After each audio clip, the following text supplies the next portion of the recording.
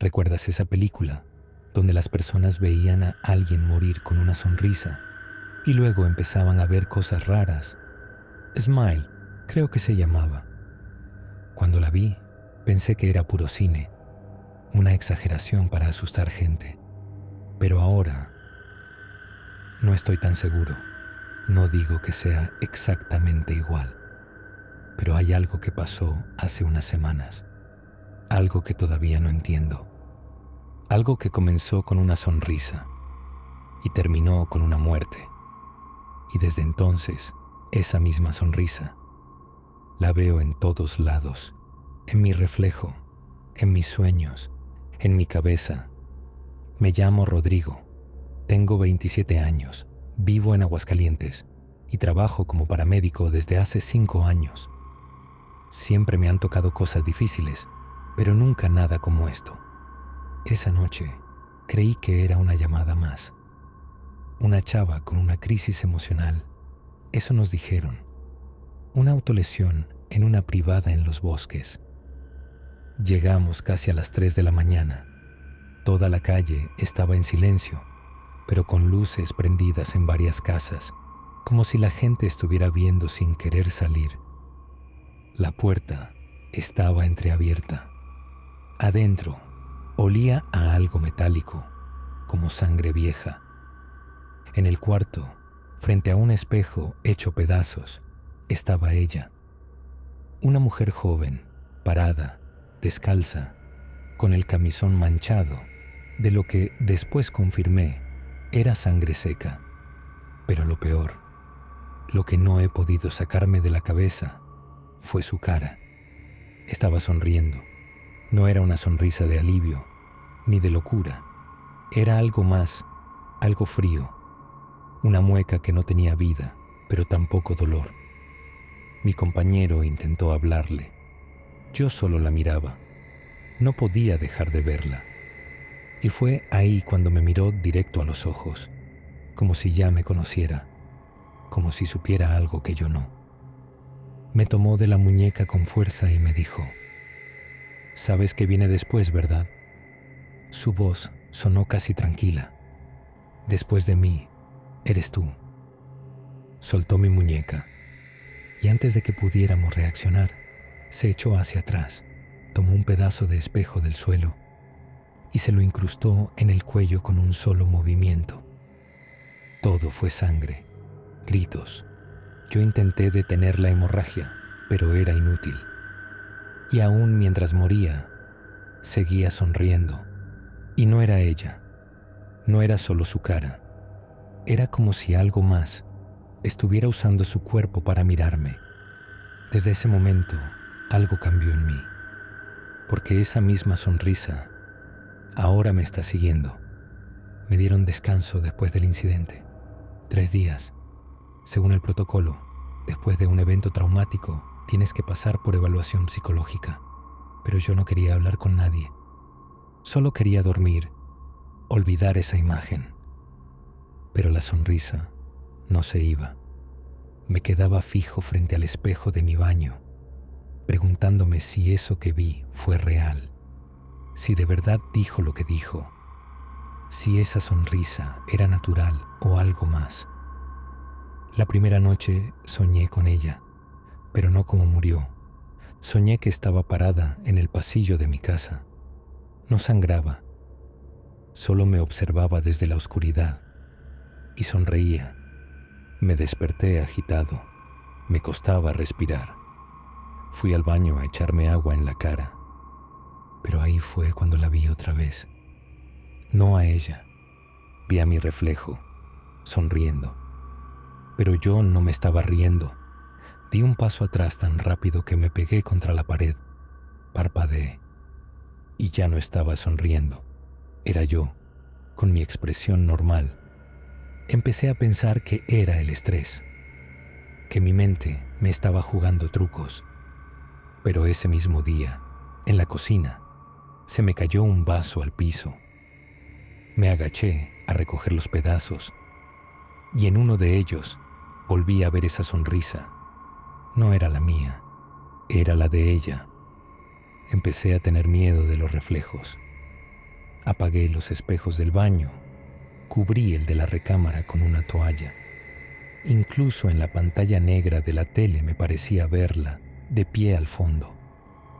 Mis amigos me escribían, me decían que saliera, que me despejara, pero no podía. Algo me decía que no estaba solo, que había algo dentro de mí o alrededor esperando. Me di cuenta que la sonrisa no era un recuerdo, era una advertencia. A los 3 días volví al trabajo. No estaba listo, pero no podía seguir encerrado. Mi jefe me preguntó si ya me sentía bien, si había descansado. Le mentí, le dije que sí. Lo primero que hice fue buscar el informe oficial del caso, pero no decía nada fuera de lo normal. Paciente femenina, 23 años, múltiples heridas autoinfligidas, evento final, autolesión letal, posible cuadro psicótico agudo. No mencionaban la sonrisa, no mencionaban lo que dijo. Casi parecía que querían que lo olvidara. Esa noche, mientras esperaba en la ambulancia, un compañero nuevo empezó a contarme de un caso que atendió en Villas del Campestre. Un estudiante de medicina se suicidó frente a su padre, riéndose. Pero no era risa normal, me dijo. Era como de burla, como si supiera algo que nadie más. Se me heló la sangre. Le pedí que me dijera el nombre. Lo apunté. Y desde ese momento comencé a buscar. En mis ratos libres revisaba reportes de prensa, blogs, publicaciones en foros. Descubrí más casos, muchos más.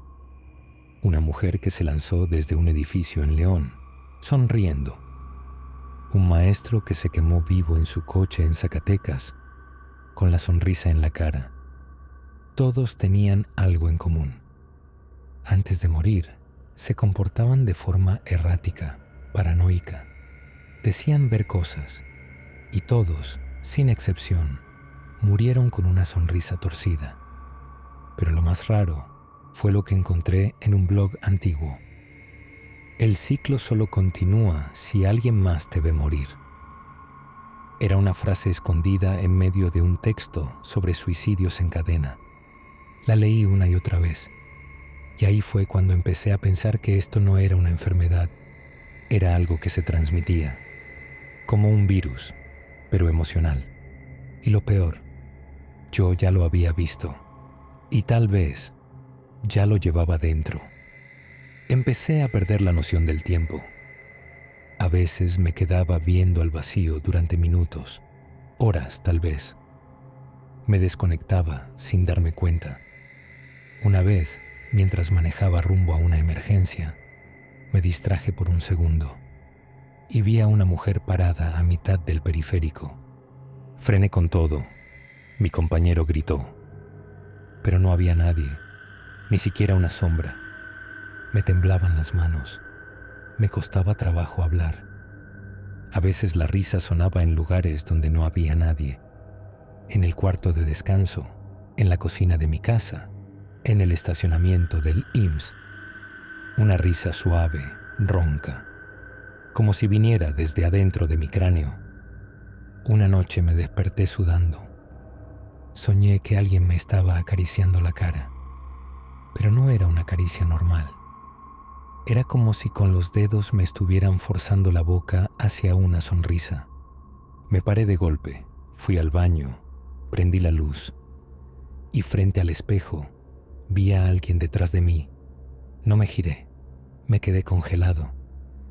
Era una figura borrosa, sin rostro, pero con la cabeza ladeada, como si estuviera estudiándome. Me miraba desde el reflejo y luego sonrió, no con su boca, con la mía. Yo no quería hacerlo, pero mis labios se estiraron lentamente, como si me estuvieran manipulando desde adentro. Di un paso atrás, grité, aventé el espejo contra el suelo. Se hizo trizas, pero justo antes de que se rompiera por completo, vi su cara Y no era la chica, era alguien más, alguien que yo conocía. Al día siguiente, en la central de emergencias, me encontré a Mariana. Fue mi novia hace unos años. Tuvimos una relación fuerte, pero terminó mal. Ella se fue del estado, no supe más de ella, pero ahí estaba, vestida de civil, parada al final del pasillo, mirándome. Mariana, dije, sin pensar. Ella me sonrió, y esa sonrisa era la misma. Me acerqué, pero cuando pasé junto a una columna, ella ya no estaba, como si nunca hubiera estado ahí. Lo peor no fue verla, fue darme cuenta de que no era ella. O tal vez sí, pero ya no era humana. Cuando empiezas a ver cosas que no deberían estar ahí, lo primero que haces es buscar una explicación lógica. Estrés, trauma, ansiedad, todo eso me lo repetía. Pero en el fondo ya sabía que no era eso. Así que fui a buscar a alguien más. Me acordé de una señora que mi mamá conocía cuando vivíamos en el barrio de San Marcos. Doña Felipa. Decían que curaba de espanto, que limpiaba casas, que quitaba cargas raras. Me costó encontrarla. Su casa era una de esas antiguas, con patio interior, santos ennegrecidos por el humo de las veladoras y olor a copal en el aire. Me hizo pasar sin decir nada, como si ya supiera que iba por algo grave. «Tú no vienes enfermo del cuerpo, traes algo pegado en la sombra», me dijo mientras me veía las manos. Yo no entendí. Me hizo sentar frente a una vela. Sacó unas ramas, un huevo y una botella con un líquido oscuro. No me preguntó nada, solo me miraba como si viera a través de mí. Cuando terminó la limpia, el huevo lo quebró en un vaso de agua. La yema flotó de forma extraña, con algo como una burbuja torcida, casi sonriendo. Se persignó rápido. Esto no es brujería, es peor. Es una entidad que se alimenta del miedo y del dolor. Me explicó que no era una posesión, sino una transmisión. Que había fuerzas que pasaban de persona en persona, como un contagio, pero que no buscaban cuerpos, buscaban testigos. Alguien tiene que verte para que se te pase. Si no, se te queda. Se pudre en tu alma hasta que explotas por dentro. Me quedé en silencio. ¿Y si no hay nadie más?, le pregunté. Entonces te consume, y cuando mueres, se queda contigo, hasta que alguien más lo ve. Ahí es cuando se libera y brinca al que sigue. Sentí un escalofrío recorrerme la espalda. Me dio una vela negra, una bolsita con tierra y una advertencia. No mires a nadie a los ojos cuando sientas que llega, porque si lo haces, tú mismo puedes pasarlo sin querer. Salí de ahí más confundido que antes, pero también con algo claro. Si no detenía esto, alguien iba a salir lastimado. Durante varios días no salí de casa. Cerré todas las cortinas. Quité todos los espejos. Hasta la televisión la tapé con una sábana. Tenía miedo de ver algo. Pero el problema es que ya no necesitaba ver, porque ya la escuchaba. La risa, esa risa maldita. Al principio venía de lejos, como un eco, pero después la sentía cerca, a centímetros de mi oído, como si alguien se asomara por encima de mi hombro y se burlara sin hablar. Empecé a grabarme mientras dormía. Usé el celular como cámara. Al día siguiente, revisé los videos. A las 3:12 de la mañana, aparecí levantándome de la cama, aún dormido. Me paré frente al espejo del baño y sonreí, pero mi sonrisa no era mía, era la de ella. Me reí durante 58 segundos sin mover otra parte del cuerpo. Luego regresé a la cama Y al final del video, justo cuando parecía que todo había terminado, se escuchó otra risa. Una voz que no era la mía, ni la de nadie que conozca, y sonó como si estuviera dentro del teléfono. Pensé en lo que dijo doña Felipa, que alguien tenía que verme para que la cosa saltara. Me sentí como un enfermo contagioso que solo podía curarse enfermando a otro. Empecé a pensar, ¿y si le muestro esto a alguien? Un desconocido, un indigente, un ladrón, alguien que no importe. Pero, ¿y si no funciona? ¿Y si esa persona se muere y la risa sigue en mí? Esa noche me armé de valor. Llamé a mi hermano menor. Me dijo que no entendía nada, pero que venía. Me paré frente al espejo. Me miré. Le mandé un mensaje. Olvídalo. No vengas. Estoy enfermo. No quiero que te pase nada. Apagué el celular. Me tiré al piso, llorando. Me sentí como un monstruo. No podía vivir con esto, pero tampoco podía hacerle daño a alguien más. Encontré a un tipo en un foro privado. El post decía, «No estás loco, eso que se ríe, yo también lo vi y sobreviví». Le escribí sin esperanza, pero me contestó. Me dio un número de celular y una dirección en Calvillo. Fui sin decirle a nadie. Llegué a una casa destartalada, con ventanas selladas y cámaras por todos lados. Me abrió un hombre flaco, demacrado, con ojeras profundas y manos temblorosas. Me miró sin hablar, como si supiera lo que traía encima. Nos sentamos en su sala, iluminada solo por velas. Me ofreció café. No lo toqué. «No quiero saber tu nombre», me dijo. «Así es más fácil». Me contó que hace 3 años vio morir a su pareja, una mujer que se suicidó frente a él, con esa misma sonrisa, y que desde entonces todo cambió. Escuchaba voces, veía reflejos que no eran suyos, gente que ya no vivía lo visitaba por las noches. Pensé en matarme muchas veces, pero no quería que alguien más lo viera y se contagiara. Me dijo que buscó a brujos, curanderos, psiquiatras. Nada funcionó. Hasta que alguien le dijo una frase. El ciclo se rompe con dolor real y con testigos.